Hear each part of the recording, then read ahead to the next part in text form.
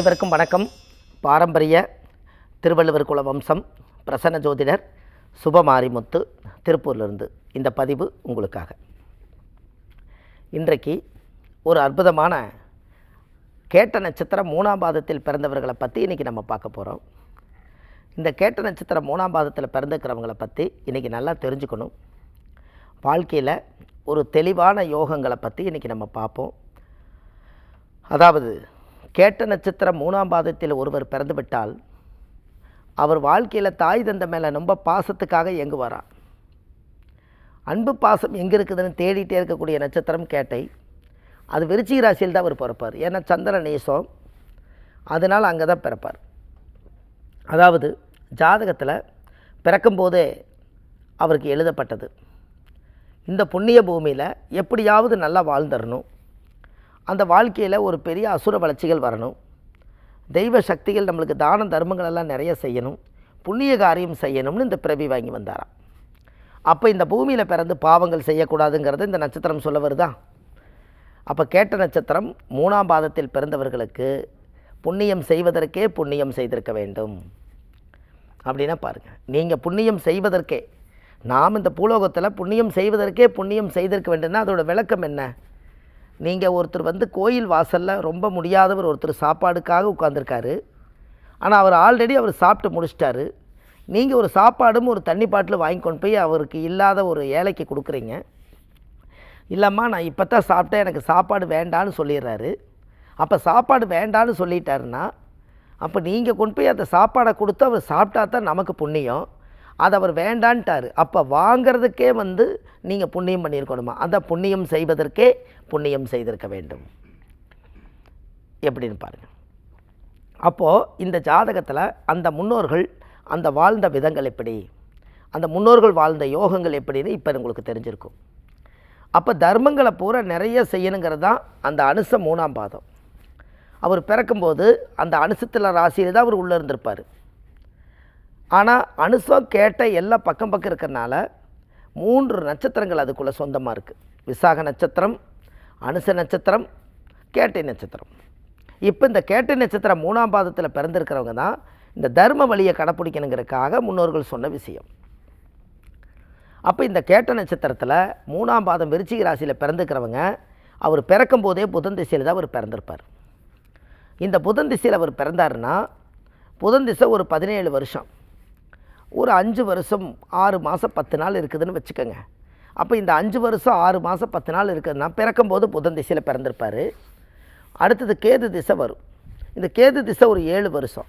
இந்த புதன் மகா திசைக்கு அடுத்தது கேது திசை ஒரு 7 வருஷம் வந்தால் 7 4 11 வயசு அவருக்கு இருக்கும். அதுக்கு அடுத்தது கேது திசைக்கு அப்புறம் சுக்கிரன் திசை வரும், அது 20 வருஷம். அப்போ 20 இதில் பார்த்தோம்னா அந்த புதன் கேது, அப்போ இதில் 5 ஒரு 7 12, அதில் ஒரு கேதுக்கு அப்புறம் சுக்கரன் ஒரு 20, 32 வயசு புதன் கேது சுக்கரன். அப்போ 32 வயசுங்கும் போது இவருக்கு ஒரு திருமண வாழ்க்கை நடக்கும் அல்லவா? அவருக்குன்னு ஒரு தொழில், தர்ம தானம் செய்யறதுக்கு உண்டான எண்ணங்கள், இது எல்லாமே ஆட்டோமேட்டிக்காக வருமா? அப்போ ஜாதக ரீதியாகவே நம்மளுடைய தொழில் ஸ்தாபனத்தில் எந்த காரியத்தை எடுத்தாலும் அசுர வளர்ச்சி வர்றதுக்காகத்தான் அந்த வேலைகளை அதிகமாக செய்திருப்பாங்க. அப்போது ஜாதக ரீதியாகவே நம்ம முன்னோர்களுடைய ஆசீர்வாதங்கள் தினமும் நம்மளுக்கு இருக்கணும் அப்படிங்கிறக்காகத்தான் அந்த விஷயத்தை நம்ம சொல்கிறோம். அப்போது இந்த தெய்வ தான தர்ம புண்ணியத்தை எல்லாம் அது பலமாக செய்யணும் அல்லவா? உங்கள் வாழ்க்கையில் நீங்கள் நல்லா இருக்கணுமல்ல, எந்த ஒரு காரியங்கள் எடுத்தாலும் அது முன்னுக்கு வரணும் அல்லவா? அப்போது இந்த ஜாதகத்தில் நம்ம முன்னோர்கள் வாழ்ந்த வாழ்க்கையை சரியான முறையில் பயன்படுத்தி சரியான முறையில் வாழணுங்கிறதுக்காகத்தான் ஆதி காலத்தில் தெய்வம் தானம் தர்மம் புண்ணியத்தை எல்லாம் முன்னோர்கள் செய்து வச்சுட்டு போயிருக்காங்க. அப்போது கேட்ட நட்சத்திரம் 3ஆம் பாதம் யார் ஒருவர் பிறந்தாலும் அவங்க புதன் திசை முடிஞ்சு கேது முடிஞ்சு சுக்கிரன் முடிஞ்சு சூரியன் முடிஞ்சு சந்திரன் முடிஞ்சு செவ்வாய் வரும்போது அவர் வாழ்க்கையில் ரிட்டையர்டு வயசுக்கு வந்துடுவார். அவங்களுக்கு ஜாதகத்தில் எங்கேயெல்லாம் போனால் புண்ணியம் கிடைக்குன்னா சித்தர்கள் வாழ்ந்த ஜீவ சமாதி கோயிலுக்கு அடிக்கடி போயிட்டு வரணும்.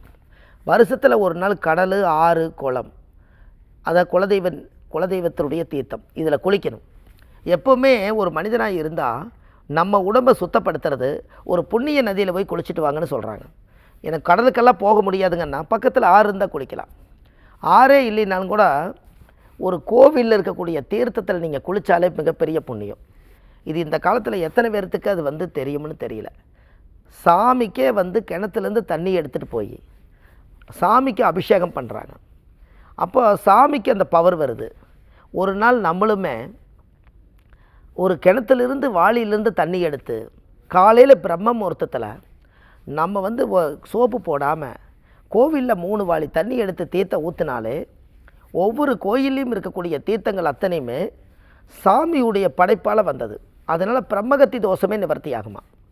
அது ஒரு இடத்துல மட்டும் இல்லை, எந்த இடத்துலலாம் கோயில் ஆகியிருக்கோ அங்கெல்லாம் பிரம்மன் முகூர்த்தம்னு ஏன் வச்சாங்கன்னா, உலகம் பூராமே பிரம்ம முகூர்த்தத்தில் எல்லா கிணத்துக்கும் கடவுள் வந்து திருநூறு போட்டு விட்டுருவாரா, சந்தனம் குங்குமம் போட்டுருவாரா, ஜவ்வாது பன்னீர் போட்டுருவாரா.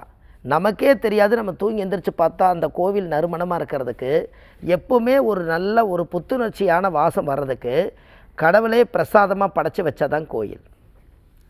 பாருங்கள், இதெல்லாமே அந்த காலத்தில் இந்த பிரபஞ்ச சக்தி எவ்வளோ கரண்ட்டை சேகரித்து வச்சுக்கிறாங்கன்னு பாருங்கள். இது கரண்ட்டுங்கிறதா இதனுடைய சக்தி. அது முன்னோர்கள் அந்த காலத்தில் இதெல்லாம் விஞ்ஞானபூர்வமே இதெல்லாம் கொண்டு வந்திருக்காங்க. ஆதி காலத்தில் எல்லாமே விஞ்ஞானம், அப்புறம் தான் மெஞ்ஞானம். அந்த விஞ்ஞானத்திலேருந்து தான் மெஞ்ஞானம் உருவாச்சு. அப்போ என்ன அப்படின்னா, மெஞ்ஞானம் விஞ்ஞானம் கலந்தது தான் இந்த உலகத்தில் கோவில்கள். அப்போ இந்த கோவில்கள் எல்லாம் அங்கே போய் மந்திரங்கள் எல்லாம் பூஜை புனஸ்டானங்கள் உச்சாடங்கள் பண்ணி அதனுடைய இறையருள் சக்தி எல்லாம் பலப்படுத்துறதுனால தான் உங்கள் வாழ்க்கையில் அந்த இடத்துக்கு போயிட்டு வந்தால் ஒரு மன நிம்மதி கிடைக்குதுன்னு சொல்வதற்கு காரணம்.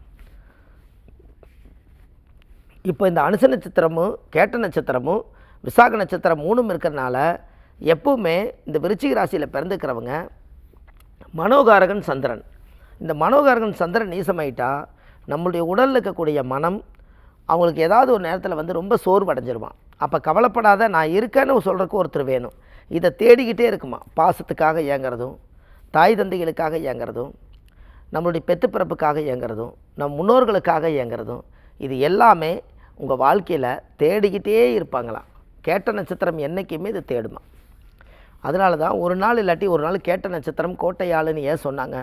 அந்த கோட்டை என்பது கோட்டையாளுன்னா அவங்களுக்களவாக வீடு வாசல் கட்டி தனக்களவாக ஒரு கோட்டையாட்ட ஒரு செவுறு போட்டு அந்த காலத்தில் ஒரு காம்பவுண்டு செவரை போட்டு அதுக்குள்ளே அவங்க வாழ்ந்திருக்காங்க அந்த முன்னோர்கள். அதனால தான் அவங்களுக்கு வீடு வாசல் எப்போவுமே ஒரு தேடல் இருக்கும். நல்ல தொழிலில் சம்பாரித்து முன்னுக்கு வந்துடணும், நமக்குன்னு ஒரு சொந்த வீடு இருக்கணும், கடன் இல்லாத வாழ்க்கை வாழணும். இது இருந்தாலே இந்த 3 பேர் மனிதர்களுக்கு தானாக நிம்மதி வந்துடும். பாருங்கள், கடன் பட்டார் நெஞ்சம் போல் கலைஞனார் இளைஞன் வேந்தன். அவர் ஏதோ அந்த காலத்தில் கொஞ்சம் கடன் வாங்கியிருக்காரு. அந்த கடனை கட்ட முடியாதனால அடுத்த பிறவியில் நம்ம வந்து இந்த கடனை கட்ட முடியாது, இந்த பிறவிலையும் கடன் அடைக்க முடியலையேன்னு இந்த மனம் கலங்குச்சான். அதுக்காகத்தான் அந்த வார்த்தையை அந்த காலத்தில் முன்னோர்களை சொல்லிக்கிறாங்க. கடன் பட்டார் நெஞ்சம் போல் கலைஞனார் இளைஞன் வேந்தன். அந்த இளைஞன் வேந்தனை அவர் பண்ணாராம்.